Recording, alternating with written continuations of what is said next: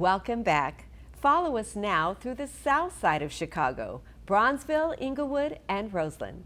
Doc, tell us about the history of the Bronzeville community that would be, of interest to our viewers. This part of Chicago has been too often villainized for aspects of society where people were viewed as less than, not having worth, value, dignity, gangs, drugs, violence.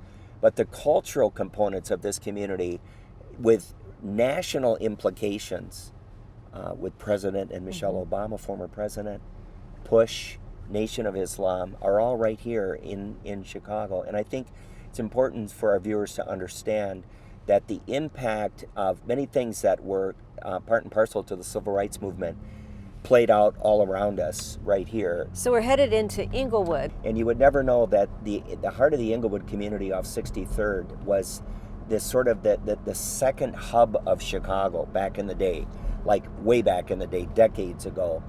And you just have to see how far it has gone south. I literally, see a lot as we're of going, open fields that are just It's not uncommon when we get off the main drag around Halsted Street now to boarded up homes that have a big red X, which means they're coming down. They've been, City of Chicago has taken eminent domain, and it's been a crack house or a place of prostitution. And the word Englewood is notoriously, it's one of the most violent neighborhoods in Chicago. In fact, this police district has been, and we were earlier in Garfield Park, and we were talking about Austin. Those are the big three in Chicago where there has been the most violence, the most gang-related shootings, and probably the deepest amount of church resources that just left that transition.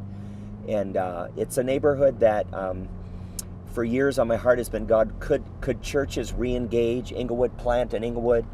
And it's just been a war zone, and not even folks that would look to engage in ministry have seen Englewood in that regard. Now, does that mean all is lost? Not at all. Whole Foods just set up a store in Englewood, which is a game changer in many ways. Yes. Yeah, there's been favor. Some of the things that the church is able to do in communities like this, you don't have the clear delineation between church and state, and the reality is there is such drama and such need in these neighborhoods that, oh my goodness, Debbie, yes, welcomed and needed and even asked for. Diane Latiker is an inspiration to us all in the Roseland community. Diane, we're standing outside a memorial. I want you to tell us about the memorial and why did you build it? In May of 2007, an honor roll student named Blair Holt was shot and killed on a Chicago public bus. A 14-year-old got on the bus and sprayed the bus, and he was killed. And I knew his father, and I was angry. My daughter went to school with Blair, and I was just angry. I was at Home Depot the next day, and I saw these stones, and they looked like small headstones. And I said, wow, I just want to outrage my community. I want them to know young people are dying by violence. See it, visualize it. So I bought 30 stones, because that's all the money I had.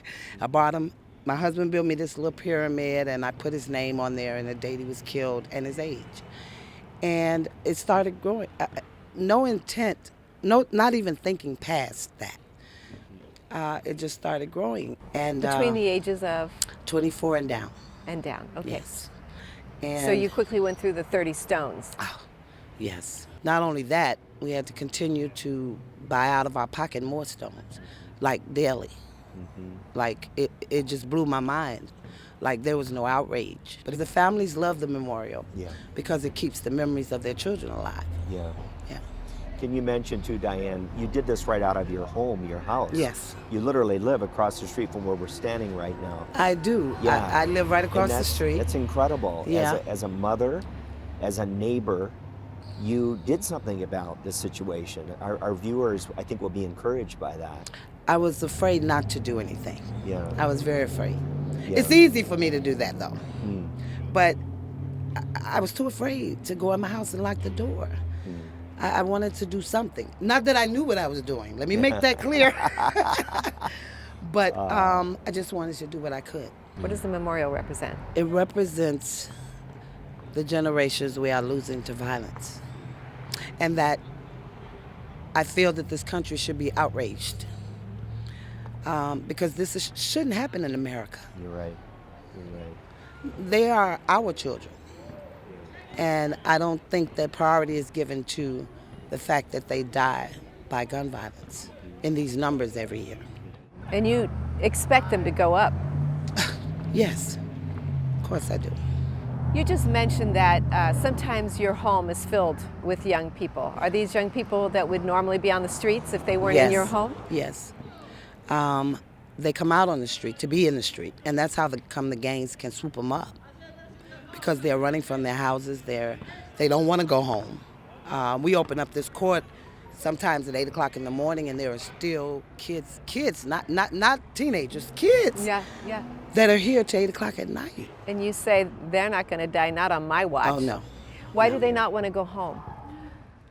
Well, I visit a lot of their homes, and I in no way want to down Right. the families. I understand. Because I live here too. I Yes. struggle the same struggles. Not an easy. No, They're not and easy most of them times. do have mothers at home, but they're working. They have 2 and 3 more siblings, and so it's hectic. It's hectic, you know. What are 2 or 3 core issues that you think would help the kids in this community if they were solved? One would be education, it sounds. Well, of course, education, but even before education, the community has to care. Yeah. When these kids come out into the neighborhoods, there are a lot of people like me. I want to make sure you stress that. But if we're not here, then there's negativity that surrounds them. Sure. And they link up with them. Because why? Because the gangs are a family to them. They're a negative family, but they're family. Right. So we've got to be out here strong, Yeah. and Strong. catch them up and give them some love and care in a safe place. Yeah. And then hit them with education. Yeah. and Yeah. hit them I with love training, it. I job love it. training, Yeah, I and love it. skills. Yeah. So they can be successful long after Amen. I'm gone. Amen. Thanks for loving on them and loving on this neighborhood, Diane. Thank we you. love you. Yeah. Thank you. Love Bless y'all you. too. Yeah. When we come back, we'll talk with Mark Henkel of the Agape Center.